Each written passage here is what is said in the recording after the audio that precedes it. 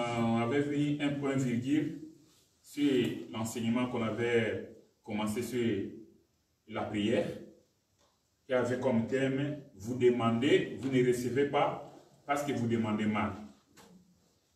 Aujourd'hui, nous allons introduire un nouveau thème pour la gloire de Dieu. Nous allons introduire un nouveau thème, mais c'est un thème qu'on va introduire aujourd'hui. Lorsque Dieu permettra, nous allons entrer dans le développement, parce que selon les programmes, le dimanche, c'est notre bien-aimé qui va intervenir. Après, Dr Roger Bouleli va revenir à la chaire. Ce n'est qu'après qu'on va continuer avec ce thème. Alors, notre thème que nous voulons introduire aujourd'hui, c'est tunique de Joseph, type de Christ. Tunique de Joseph, type de Christ. Alors, déjà, pour introduire ce thème, nous allons voir quelques versets qui vont nous permettre d'introduire le thème d'aujourd'hui. Bien-aimé béni, Ésaïe chapitre 8, verset 18.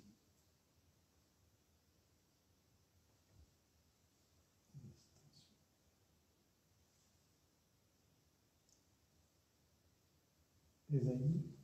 Chapitre 8, verset 18.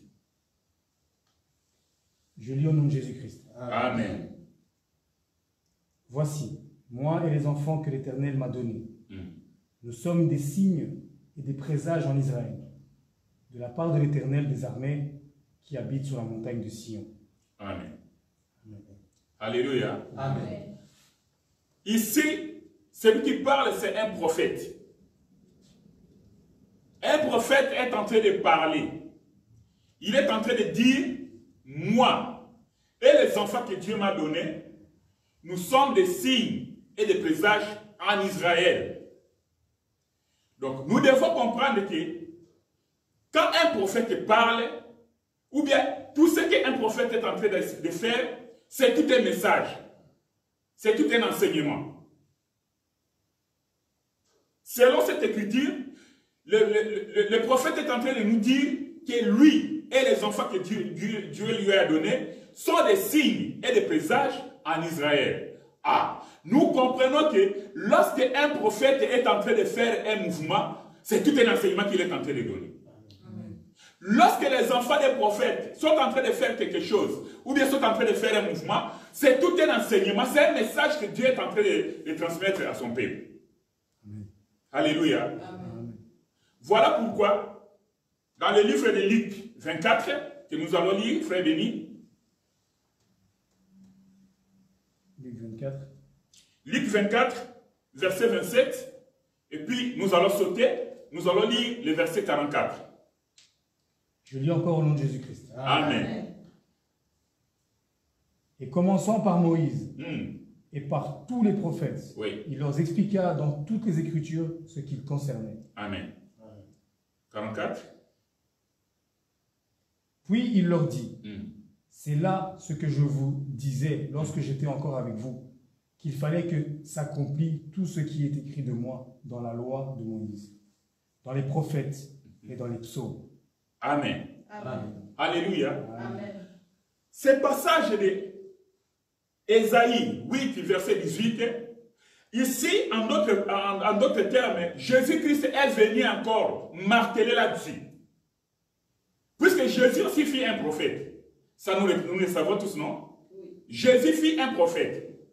En tant que prophète, il vient nous dire que tout ce qui a été écrit dans la loi, dans les prophètes et dans les psaumes, les concernait lui. C'est ce qu'il est en train d'expliquer ici. Or, quand nous regardons, quand nous parlons de la loi, c'est-à-dire, nous devons commencer au commencement. Depuis Adam, jusqu'à ce que Jésus-Christ est venu, c'est-à-dire, toutes les Écritures ne parlaient que de Jésus-Christ. Voilà pourquoi, lorsque nous venons enseigner, donc nous devons faire un effort pour voir là où Christ était en train de se cacher. Parce que nous servons un Dieu qui s'est caché. Dès qu'aujourd'hui il s'est révélé, il s'est manifesté. Mais Dieu s'est caché. Et aujourd'hui, quand nous prenons les Écritures, nous devons comprendre que Dieu s'est caché dans les Écritures. Alors, c'est au peuple de Dieu, c'est au serviteur de Dieu. Quand nous lisons les Écritures, nous devons marcher et chercher et que le Seigneur nous fasse la grâce de voir. Qu'on nous opère les yeux pour que nous puissions voir Christ. Comment il était en train de se cacher ou bien de se marcher, de se déplacer dans les Écritures. Que le Seigneur nous circoncise les oreilles, afin que nous puissions entendre et comprendre ce que le Seigneur est en train de nous parler. Alléluia. C'est-à-dire, depuis Adam jusqu'à Moïse, de Moïse, en passant par tous les prophètes, même les psaumes, que nous disons que beaucoup de gens disent que c'était des chants, des cantiques et consorts. Ce sont des prophéties. Ce n'est pas moi qui les dis, c'est les Écritures. Alléluia. Amen. Ce sont des Écritures. Et j'aime toujours faire allusion. C'est un livre que beaucoup de gens ne lisent pas non plus beaucoup. Cantiques et des cantiques. Quand vous lisez Cantiques et des cantiques, tu peux être choqué et dire, mais comment les histoires d'amour, Dieu a mis ça dans la Bible comme ça? On parle de l'amour d'un homme avec une femme. Mais si tu n'es pas enseigné, tu vas voir que non, c'est l'amour charnel. L'amour d'un homme physique avec sa femme physique. Or, ça ne parlait que de notre Seigneur Jésus-Christ. Avec son épouse. Amen. Alléluia. Amen.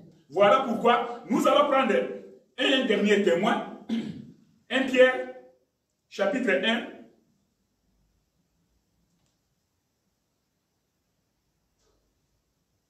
Versets 10 à 12. Je lis au nom de Jésus-Christ. Amen. Les prophètes qui ont prophétisé, touchant la grâce qui vous a été réservée, ont fait de ce salut l'objet de leur recherche et de leur investigation. Voulant sonder l'époque et les circonstances marquées par l'Esprit de Christ qui était en eux et qui attestait d'avance les souffrances de Christ et la gloire dont elles seraient suivies. Alléluia. Amen. Une fois de plus, nous avons un témoin qui vient nous dire, nous confirmer que ce que nous sommes en train de dire ici est vrai. Les prophètes qui ont prophétisé, touchant la grâce, la Bible dit qu'ils prophétisaient soit la souffrance de Christ, soit la gloire à venir. Mais eux-mêmes, ces prophètes-là, quand ils prophétisaient, ils ne comprenaient pas. Et ils ont cherché à comprendre ce qu'eux-mêmes ils ont prophétisé. Mais ce n'était pas pour eux. Vous voyez? Donc, comme moi j'ai l'habitude de le dire, Dieu c'est un mystère des scènes que je n'ai jamais vu dans le monde. Dieu prenait les hommes, il prend les gens, il les met comme ça. Vous allez tourner ces films pour moi. Ok? Toi tu vas jouer tes rôles, toi tu vas jouer ça, toi tu vas faire ça, toi tu vas faire ça. Allez, en avant la musique. Et le prophète commence à faire des choses. Il commence à dire des choses. Il commence à faire des gestes. Tout là. Mais c'était seulement les messages que Dieu donnait à son peuple. Dans l'ancienne alliance, quand vous voyez un homme qui est dans la souffrance, qui est en train de souffrir, donc ces messages-là, ça donnait le message de la souffrance de Christ. Et le cas typique que nous avons dans la Bible, que tout le monde connaît et que les hommes veulent faire référence, c'est la souffrance de Job. Ça marquait la souffrance de Christ. Et quand vous voyez un roi dans l'ancienne alliance, qui est dans la gloire, qui est puissant, ça manifestait tout simplement que la gloire de notre Seigneur Jésus-Christ lorsqu'il viendra dans sa gloire. Amen. Alléluia. Amen. Parce qu'il est le roi des rois. Alors, tous les rois que nous voyons dans la Bible, dans l'ancienne alliance qui étaient puissants, ces rois-là manifestaient seulement la gloire de notre Seigneur à venir. Même quand tu lis l'histoire d'un roi avec sa femme, d'un roi avec ses femmes, sache que c'est un message. Donc, la Bible, de bout en bout, moi je dis que ça ne parle que de l'histoire de Dieu. Amen. Alléluia. C'est-à-dire Dieu a voulu écrire sa propre histoire. Ça ne concerne pas l'homme. Le dommage est qu'aujourd'hui, il y a des gens qui se sont introduits dans la parole de Dieu. ils se sont attribués des places pour dire que l'écriture telle, ça me concernait moi. Par exemple, nos bien-aimés les branhamistes, ça vous savez, quand on parle de Malachie 4, et ils disent que non, c'était pour William Branham. Eh bien, vous voyez, ça c'est vraiment de l'ignorance. Mais William Branham, qui était William Branham? Un simple homme. On peut dire qu'un simple serviteur. Comment il peut entrer dans l'écriture? Et on ne mentionne même pas son nom. Et il tire seulement la conclusion que non, ça c'est William Branham. Donc c'est vraiment dommage. Donc nous comprenons que tous les prophètes qui ont prophétisé, touchant la grâce, la Bible dit qu'ils avaient l'esprit de Christ en eux. Alléluia. Amen. Voilà pourquoi nous disons que dans l'ancienne alliance, le Saint-Esprit, quand il venait, ou bien l'Esprit de Christ, ne restait pas en permanence. Le Saint-Esprit venait sûr. C'est pour une mission donnée, une mission bien déterminée. Et quand la mission est finie, le Saint-Esprit se retire. Ou bien l'Esprit de Christ se retire. Ou bien quand Dieu choisit un prophète, il envoie la mission. Il accomplit sa mission. À la fin de sa mission, Dieu dit qu'il repose-toi. Et l'Esprit de Christ se retire.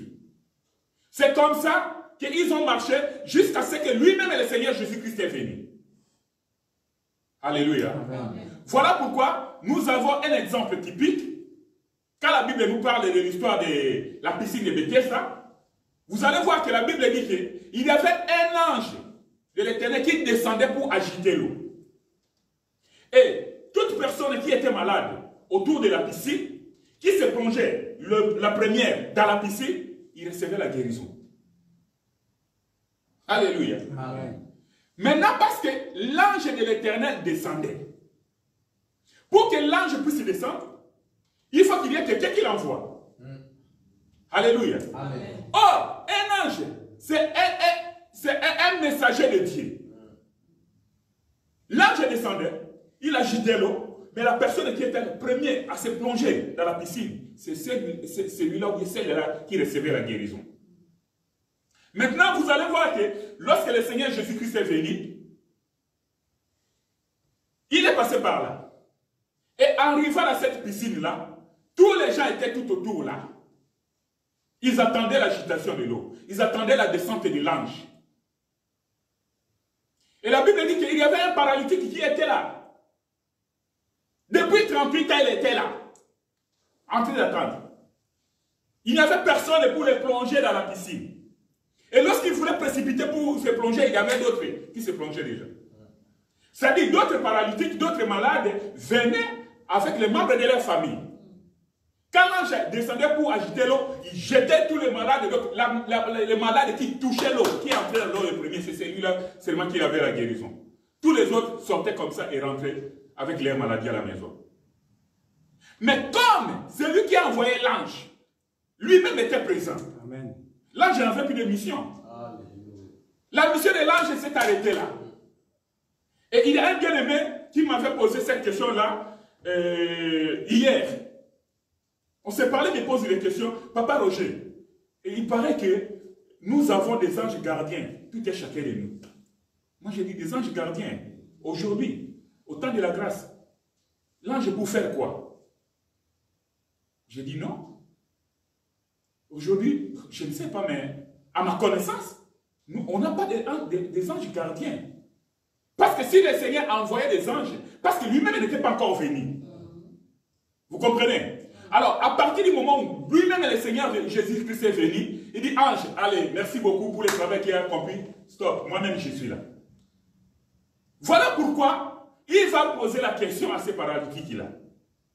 Et paralytique, il a commencé à dire, non, je suis malade, je suis ici depuis longtemps. Quand je vais descendre dans l'eau, il y a... Tu veux être guéri. Mais non, ce n'est plus question de l'ange. Moi-même, je suis là. C'est moi qui ai envoyé l'ange. Je suis là. Alors, prends ton lit, lève-toi et marche. Et le paralytique, du coup, s'est mis debout. Alors, il a commencé à marcher sans toucher l'eau. Alléluia. Amen. Donc, ce c'est pour montrer encore une fois de plus que l'esprit de Christ, quand lui-même Christ est venu, donc on n'avait plus besoin des prophètes pour venir de gauche à droite pour faire n'importe quoi. Parce que lui-même était là. Amen. Alléluia. Amen. Voilà pourquoi, ici, dans ce passage, lorsque nous allons commencer à marcher, nous devons déjà comprendre que la Bible ne raconte que l'histoire de Dieu avec sa femme Israël. Ça raconte soit l'histoire de Dieu avec sa femme Israël ou bien l'Église. Donc c'est son histoire à lui. Nous allons profiter des prophéties ou bien des promesses qui sont là lorsque nous sommes en Christ. Comme nous sommes en Christ, alors nous avons notre grand frère qui est Jésus-Christ.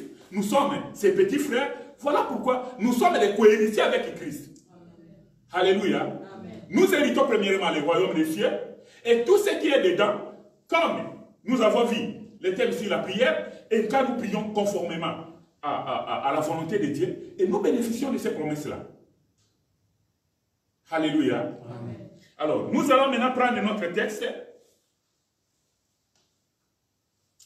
Le texte d'aujourd'hui, nous sommes dans le livre de Genèse, chapitre 30.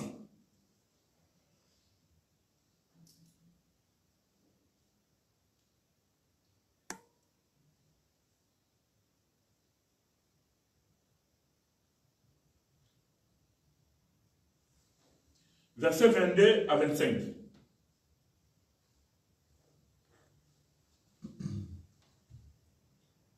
Je lis au nom de Jésus-Christ. Amen. Dieu se souvint de Rachel. Mm. Il l'exauça et il la rendit féconde. Elle devint enceinte et enfanta un fils. Et elle dit, Dieu a enlevé mon opprobre. Oui. Et elle lui donna le nom de Joseph, en disant, que l'Éternel m'ajoute un autre fils. Lorsque Rachel eut enfanté Joseph, Jacob dit à Laban, laisse-moi partir pour que je ne m'en aille chez moi, dans mon pays. Amen. Amen. Alléluia. Amen. Ça, c'est aussi une histoire que nous connaissons tous. Et beaucoup des hommes de Dieu ont prêché là-dessus. L'histoire de Rachel et Léa et Jacob. Et j'aimerais vous dire en passant que nous devons retenir que la première femme que Jacob avait rencontrée au puits, c'était Rachel. C'est elle qu'il avait vue. Mais, lors du mariage, vous allez voir que c'est Léa qui va entrer le premier au mariage, et puis après viendra Rachel. Alléluia. Amen. Ça, c'est une parenthèse, il y a des choses là-bas qu'on ne va pas toucher. Mais ce qui nous intéresse ici, c'est Rachel. Rachel a été rendue stérile. Mais, en priant Dieu, Dieu a exaucé sa prière. Dieu a exaucé la prière de Rachel et lui a donné un fils qu'il appelle ici Joseph. Il dit que non, il a enlevé mon opprobre. Ok. C'est-à-dire, quand Joseph est né chez Laban, Jacob ne pouvait plus tarder là-bas. C'était le départ. C'était la sortie. Il doit sortir de la maison de Laban. Il a quitté la ville de Laban pour rentrer chez lui. Alléluia. Amen. Pourquoi? Parce que Joseph est venu.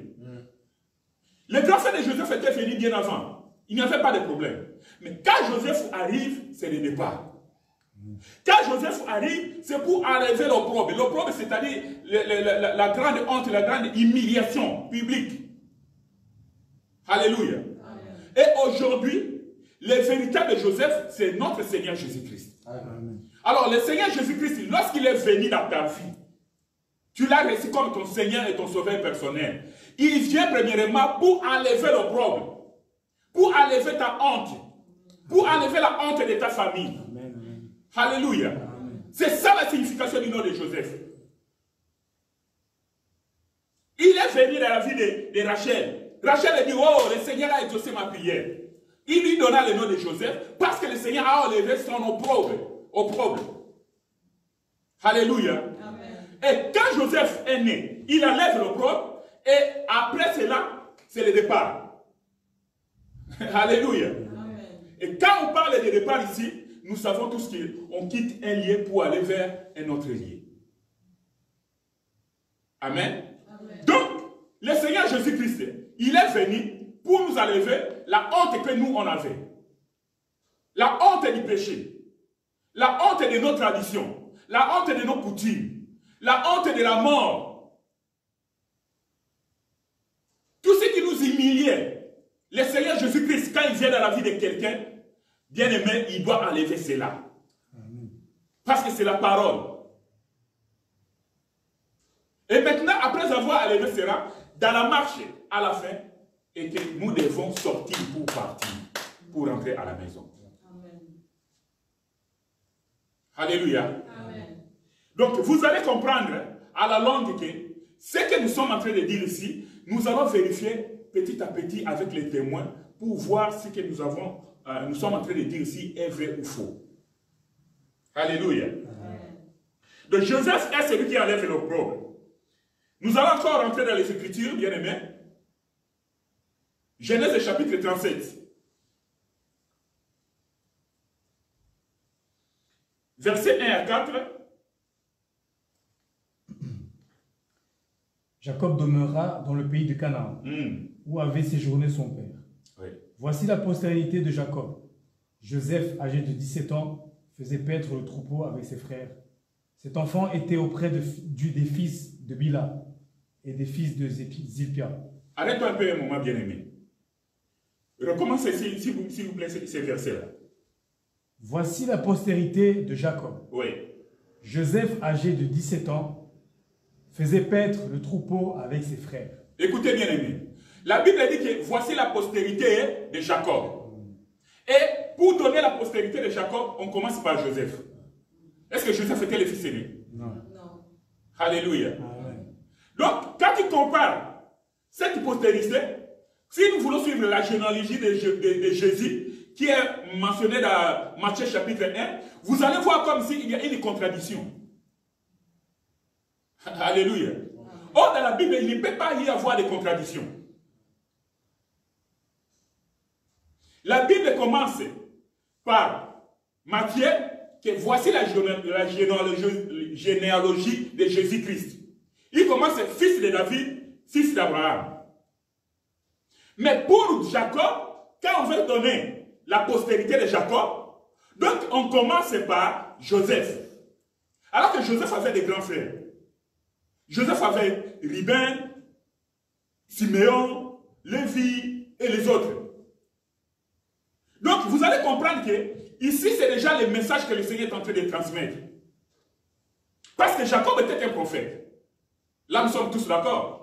Alors tout ce que nous voyons ici, ce sont des messages que le Seigneur Dieu a voulu mettre pour que un jour nous puissions bénéficier de ces enseignements-là. Nous puissions comprendre ces enseignements-là. Alléluia. Amen. Continue, bien-aimé. Cet enfant était auprès des fils de Bila, oui, des fils de Zilpa, femme de son père. Et Joseph rapportait à leur père leurs mauvais propos. Israël aimait Joseph plus que tous ses autres fils, parce qu'il l'avait eu dans sa vieillesse. Et lui fit une tunique de plusieurs couleurs. Amen. Ses frères virent que leur père l'aimait plus qu'eux tous. Et ils le prirent en haine. Ils ne pouvaient lui parler avec amitié. Amen. Arrête-toi un moment, bien-aimé. La Bible dit ici que Jacob était le plus aimé de son père. Joseph. Joseph. Joseph était le fils aimé de Jacob. Donc, Jacob aimait Joseph plus que tous ses frères. Et la Bible dit qu'il est allé plus loin. Il lui a acheté, il lui a fait une tunique de plusieurs couleurs. Mais ses frères, ils avaient aussi des tuniques. Mais Joseph avait une tunique qui était spéciale, qui était différente des autres. C'est l'amour du père qui manifeste à son fils. Vous voyez cela? Alors, quand nous lisons les Écritures, nous allons voir que Jésus-Christ, qui est le fils aimé du Père, lors de son baptême, la Bible dit qu'il le voit fils entendre dans les cieux pour dire que non, celui-ci est mon fils bien-aimé, écoutez-le. Alléluia. Amen. Alors, nous comprenons que l'amour que Jacob avait vers Joseph, c'est l'amour des pères qu'avait sur le Seigneur Jésus-Christ. Donc le véritable Joseph ici, c'est le Seigneur Jésus-Christ. Alléluia. Amen. Et quand vous allez continuer, vous allez voir que Joseph avait une tunique de plusieurs couleurs. Qu'est-ce que cela signifiait? Mais en ce qui concerne les tuniques, la Bible dit que Jésus, il avait plusieurs habits sur lui. Mais il avait une tunique qui n'avait pas de couture. Il n'avait pas de couleur, mais qui n'avait pas de couture. Voilà, vous allez comprendre que lorsque Jésus-Christ l'a amené sur la croix pour le crucifier, les soldats romains qui étaient là, ils se sont distribués ses habits. Mais arrivé à la tunique, j'aime ces histoires, arrivé à la tunique ne devait pas être déchirée. La Bible dit qu'il faut tirer au sort la tunique. Alléluia. Amen. Et celui sur qui le sort va tomber, c'est lui qui va prendre la tunique. En bon. Et quand nous regardons dans la prophétie, dans les psaumes, David est en train de dire qu'ils ont partagé mes habits, ils ont tiré ma tunique au sort. Et quand vous allez rentrer là-bas, vous allez chercher là où on avait partagé les habits de David et tiré sa tunique au sort, il n'en a pas. Voilà pourquoi la Bible, ce passage de 1 Pierre, qui nous dit que non, les prophètes qui ont prophétisé touchant la grâce, ils prophétisaient soit de la souffrance, soit de la gloire de Jésus, de notre Seigneur Jésus-Christ. Amen. Alléluia. Amen. Donc, nous comprenons ici, c'est Jésus-Christ est le type de Joseph. Et Joseph est le type de Jésus-Christ. Oui. Donc, Jésus-Christ est le véritable Joseph. Amen. Alléluia. Amen. Et la Bible dit que le frère de Joseph avait de la haine contre Joseph. Parce que leur père l'aimait beaucoup. À part les songes, la jalousie de leurs frères, c'était parce que leur père l'aimait beaucoup.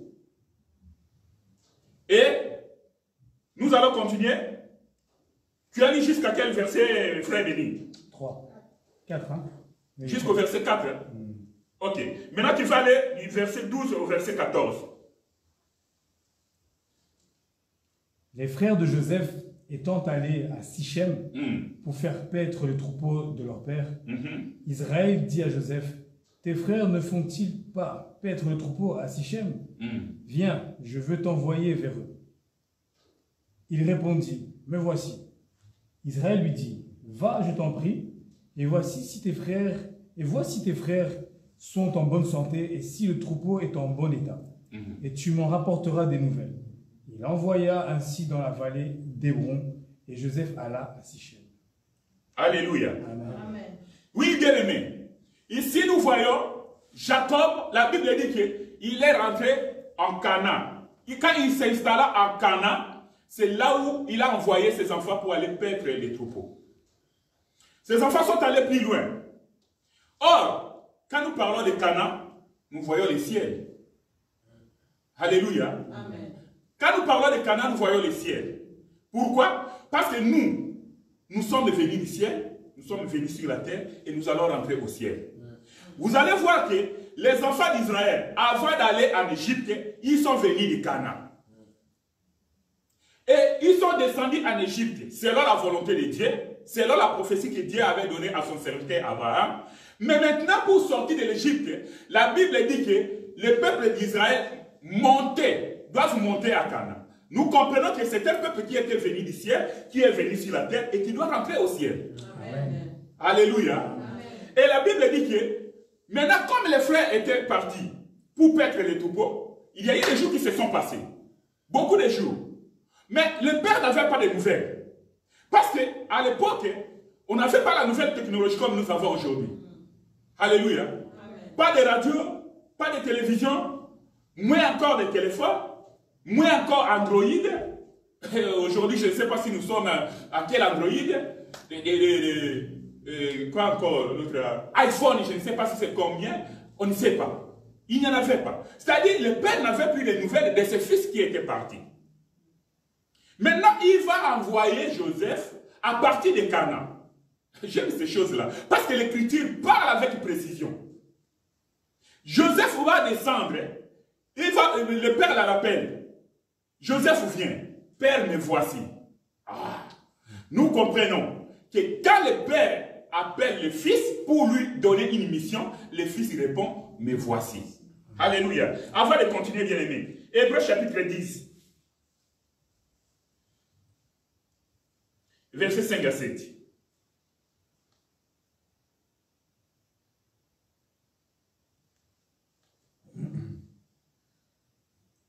À 7, hein? 5 à 7.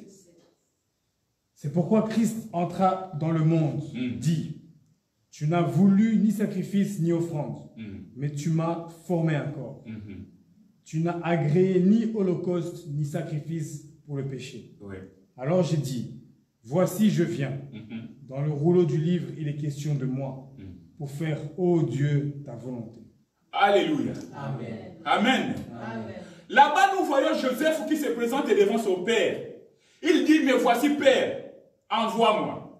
C'est-à-dire, en d'autres termes, Joseph a accepté de faire la volonté de son père.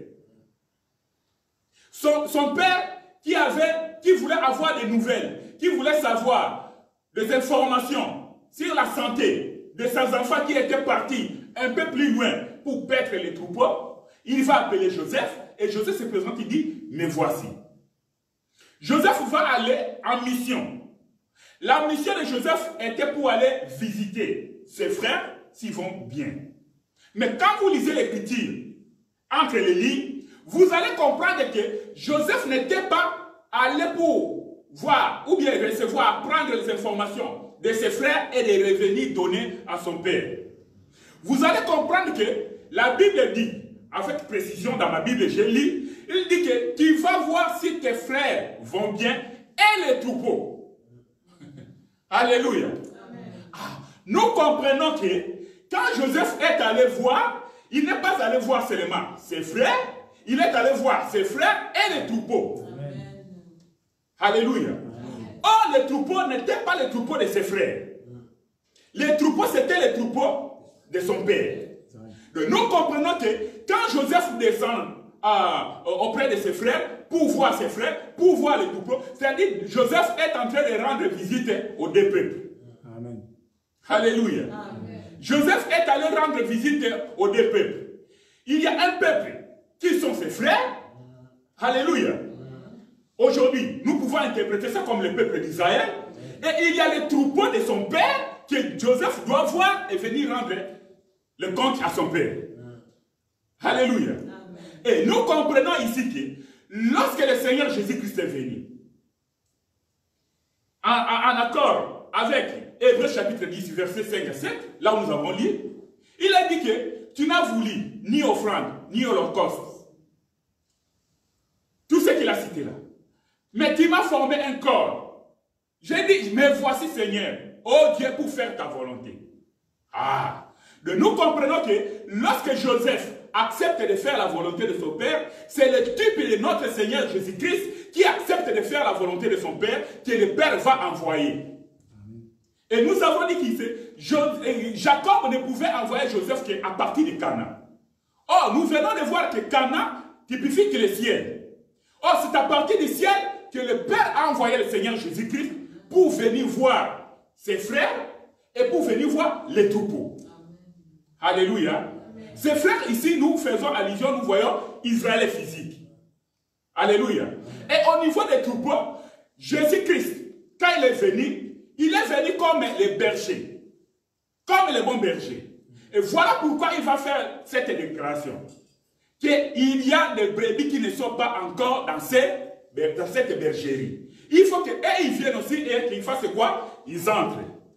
Alléluia. Amen. Nous comprenons que la mission de Joseph, c'était pour ses frères et c'était aussi pour ses troupeaux. Or, nous ne faisions pas partie des frères de Joseph. Alléluia. Nous ne faisions pas partie du peuple d'Israël. Mais nous faisions partie des troupeaux du Père. Depuis l'éternité. Alléluia. Voilà pourquoi aujourd'hui, comme le Seigneur Jésus-Christ avait, il avait déjà réuni quelques brebis autour de lui, dans la bergerie. Et ici, nous voyons les Pierre, les Jean, les Barthélemy, les Judas, quand il était encore là, et tous les apôtres, disons. Et tous les disciples qui avaient accepté le Seigneur Jésus-Christ, ce sont eux qui étaient déjà entrés dans la bergerie. Et quand le Seigneur Jésus dit qu'il y a encore d'autres brebis qui ne sont pas de cette bergerie, elles aussi doivent venir pour venir entrer. Et il faisait allusion à nous. Amen. Alléluia. Voilà pourquoi le Seigneur Jésus-Christ, lorsqu'il est venu, bien que la Bible dit que le salut est venu des Juifs, mais Dieu lui-même savait que non, il y avait encore les troupeaux. Jésus-Christ est venu, il a vu ses frères, mais les troupeaux, les brebis, il doit aussi voir les brebis, afin que lorsqu'il va rentrer, il puisse rendre compte de ses frères et de ses troupeaux. Amen. Alléluia. Amen. Et la Bible dit ici que lorsque Joseph va arriver auprès de ses frères ne vont pas les recevoir. Les frères ne vont pas les recevoir. Ils vont dire, ah, voici le faiseur de songes. Ah, il est là. Il est venu. C'est le moment d'en finir avec lui. Alléluia. Amen.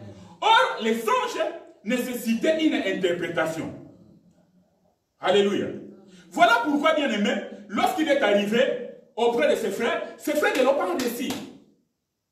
Ils l'ont rejeté. Et ils ont décidé même de mettre fin à sa vie. Alléluia. Amen. Maintenant, nous allons comprendre, lorsque la Bible nous dit, dans le livre de Jean, chapitre 1, regarde un peu les versets 11, qu'est-ce qu'on dit là-bas?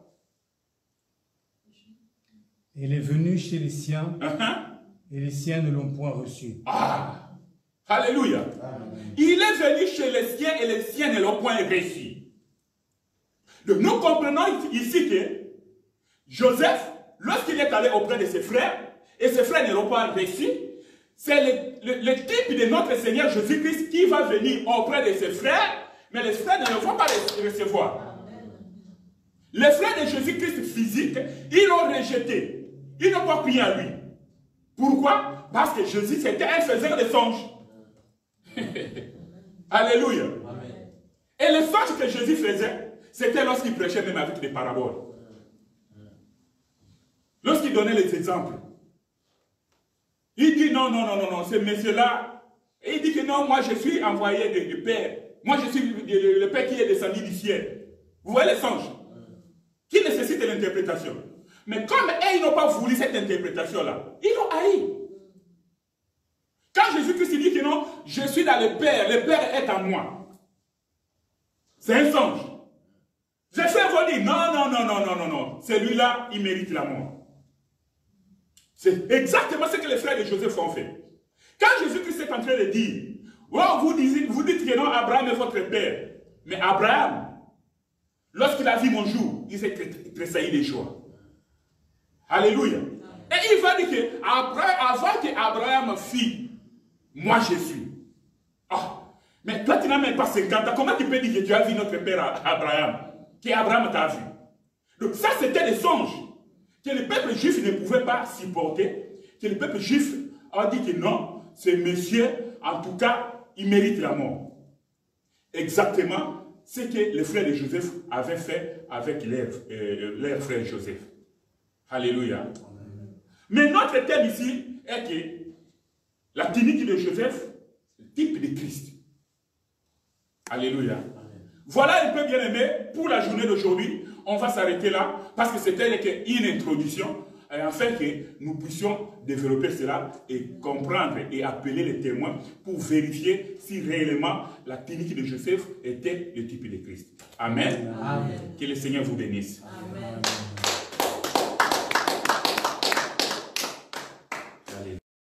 Nazakomata ngai nazakomata ngai nga nazakomata